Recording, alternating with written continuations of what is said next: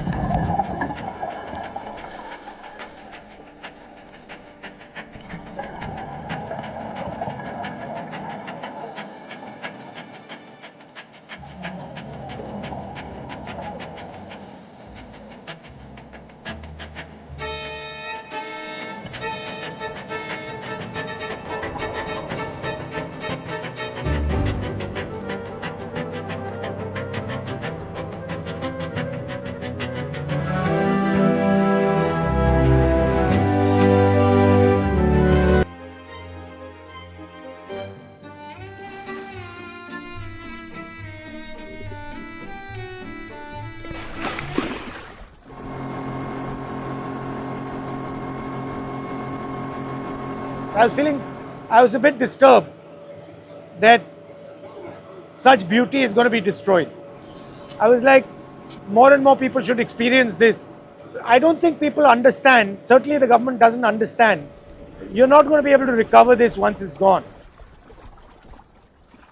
Some tribal people came to see me and they said, listen, we want you to go to the Andaman Nicobar Islands and we want you to see what is going on, the ecological damage that is going on in the Andaman and Nicobar Islands. I've always had a sense that when someone is telling me, come and see what's going on, I always like to go and see with my own eyes. So on this trip, we went to the Andamans and the Nicobar. We spent a day in the Andamans. And the Andaman Islands, we went for a scooter ride. Okay, we met the locals there, we spoke to them. We met the tourists there, we had a chat with them as well. We are 100% on board with pushing and developing facilities for ecologically balanced tourism in the Andaman Islands.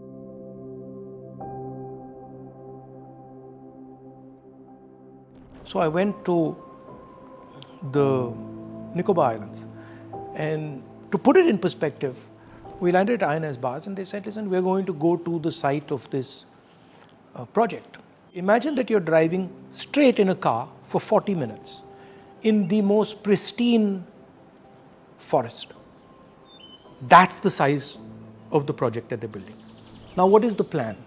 The plan is you cut these thousands and thousands of trees and you illegally ship them out and you make billions and billions of dollars, and you use that money to build your hotels, your casinos, and your little real estate play. That's what's going on. 161 square kilometers. Please understand this. This is 4 times New Delhi. Okay? And they're building this project in the most pristine ecological environment this country has. And they're snatching away the land from people who are made to settle there, and they're snatching away the land from tribals. Now, INS Bars, which is the Navy base that the Congress party has built, for 5 years has been asking for an expansion. If you want to make an argument, or you want to make a military argument, then absolutely expand INS Bars. Make it as big as you want. Okay? And by the way, there is no need to cut rainforest in INS Bars. I've seen it. Because around the INS Bars, there is plenty of land that you can expand. INS Bars is also on the coast. The point is that they want to help Mr. Adani. And these criminals are hiding behind the Navy, behind the forces, to steal Indian land. That's what's happening. They're saying they want to build a port, a transshipment port. It's a non-starter because they are already building a port in Kerala, which is on the mainland. So that's the first lie. The second point, please explain to me, where do hotels, rest houses come in to the defense of our country? How are they correlated?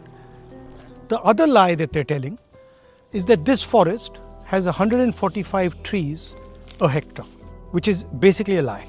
This forest has 145 trees in a few meters, not a few hectares. The problem is you want to steal 1.5 crore trees, each of which cost 3 lakh rupees, and fund your own little real estate play. That's the problem. So don't give me this nonsense about defense of India. Every single BJP person who's spreading this is trying to protect Mr. Adani and his interests and his link with the Prime Minister of India. Let me repeat it. You want to build the best defense facility. INS Baz has been asking for the last 5 years for expansion.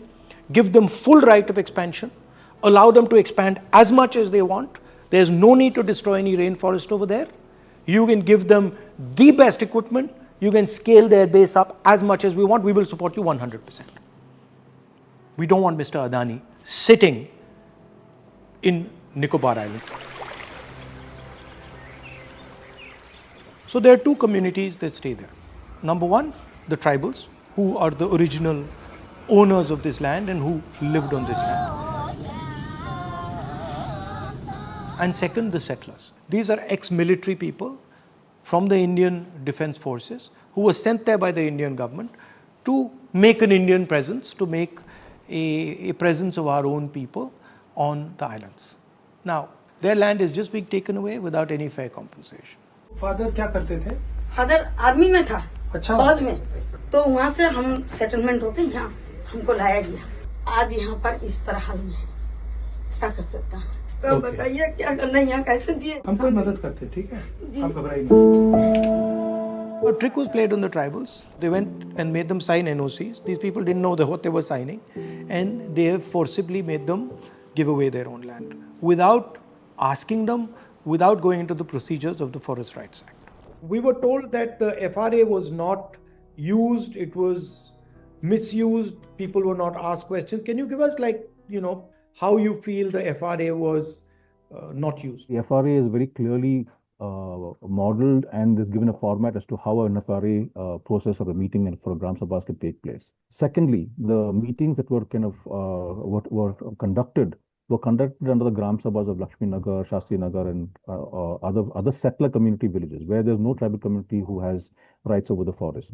So that's the first and big flaw of claiming or kind of seeking to claim that an FRA meeting has been conducted for diversion of forest land amongst people who have no rights to those forests. Actually, the rightful owners of those forests are the tribal communities. It's like doing FRA in Delhi. Exactly. That let's not do it in Chhattisgarh or Jharkhand. Let's do it in Delhi. Delhi. Irrelevant. And you and I are people who are non-tribals are being who are responding on behalf of somebody else. It doesn't make sense at all. Right. So the second issue is just having one person on board as a tribal community person, as a representative of the entire tribal community is also not correct. There are stipulated norms and the numbers of people who will be present in those lands, and one person can't sign off on the lands of diversion of somebody else's lands. Yep. So it's a very clear-cut violation of the norms and the rules through the FRA. In 2018, under the aegis of the Niti Aayog, there was a subcommittee formed. I was also part of it, and our objective was to try and record and report on from the ground as to how the tribal communities responded to this entire proposal. And it is very clear that the settler communities had a yearning for development, and they still do. They have been denied and been apathetic to the developmental needs of the community there. Whereas the Nicobaris were very clear that they did not want tourism on in their villages or their land. They wanted to be left alone to carry on their own lives. And most important was actually the Champagne, who we interviewed and got on camera. किनार में सफाई करोगे? हाँ। किनार में सफाई करके इधर बना बोलता है। इधर नहीं। टिकरी बिल्कुल चढ़ना बोल। तो ये बोलता है जंगल सफाई करने से इधर करो। नाली के वो किनार में कर दो। हम लोग का पहाड़ में चढ़ना नहीं। टिकरी बिल्कुल चढ़ना नहीं। Champagne, both women and men. Only one man is there in the video, which is not made public. But where both the old lady and the man says, please do not come into our forest. These are our forests where we feed our children. And that voice has not been adhered to or heard from the people concerned. Tell us a little bit about the destruction of coral and, this idea that they suddenly said the coral doesn't exist. I mean, I was shown older map of coral and then a new map where suddenly there's no coral. It's true that if you compare that map between 20 and 21, corals have disappeared, which definitely raises sort of serious concerns. Another interesting point is that these reefs are fringing reefs. So in official documents that where they've changed the map, they've also called these reefs as atoll reefs.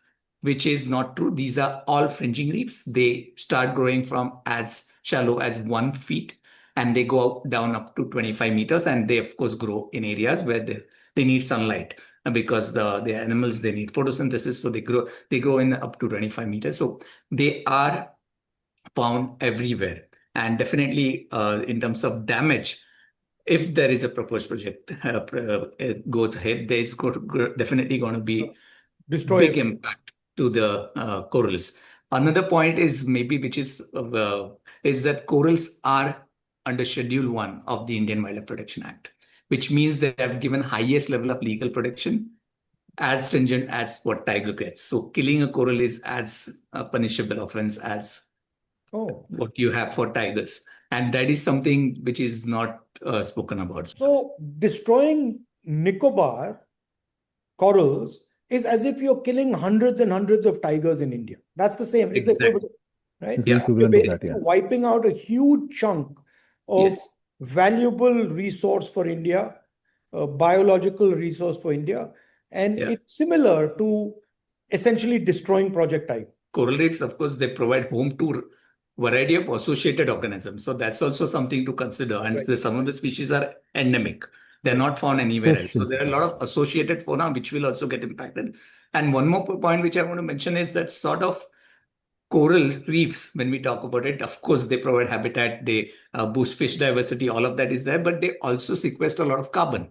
So they are big carbon sinks. So they are very important from that point of view. So it's not just biological diversity or the spectacularness, but there is also the role, the ecological role that they play. You know, whenever someone comes to me and says, oh, I just went for a holiday and I went to the ocean or to the seaside, I always tell them that no, you actually haven't seen the sea. Then the reason I say that is because when I was about 16 years old, I went to the Andaman Nicobar Islands, and for the first time, I saw a sea that I had never ever seen. Completely blue, clear, transparent water. You could look down, 50, 60, 70 feet, and you could see the bottom of the sea. For many years, for me, that was what was the sea. We went to Barren Island for a dive, which was absolutely fantastic.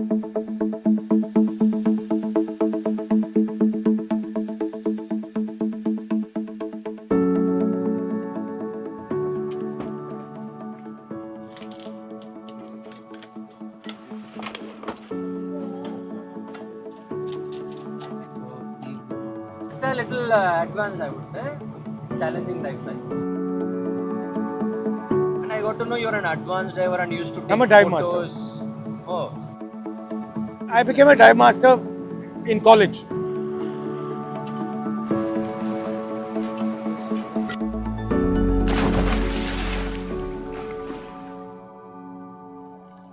I really enjoyed diving for 2 or 3 reasons.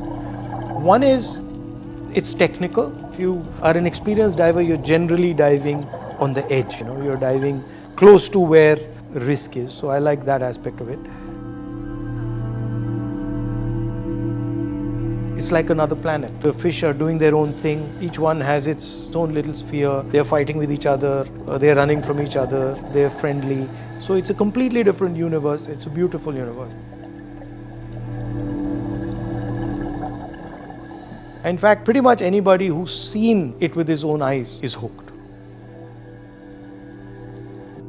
So for me, swimming or diving or free diving are going back to your origins and being comfortable in your roots.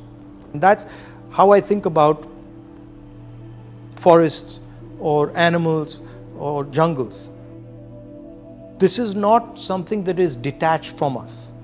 This is part of us. I learned this from the tribals.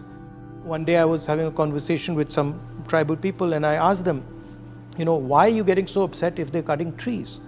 And one of the tribal ladies says to me, you don't understand, but when they cut trees, it's as if they're cutting us. It's as if they're cutting my own stomach. And that's actually the reality. Because what people don't realize is when you go around cutting trees, when you go around killing animals, you're actually cutting yourself. And you might not see the consequences of this immediately, But you will see the consequences of it 10 years, 15 years, 20 years later. Certainly your children and their children are going to see the consequences.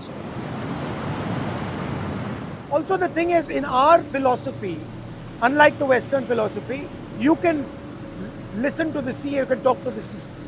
In Western philosophy, the sea is something to be exploited, something to be used, something to be conquered.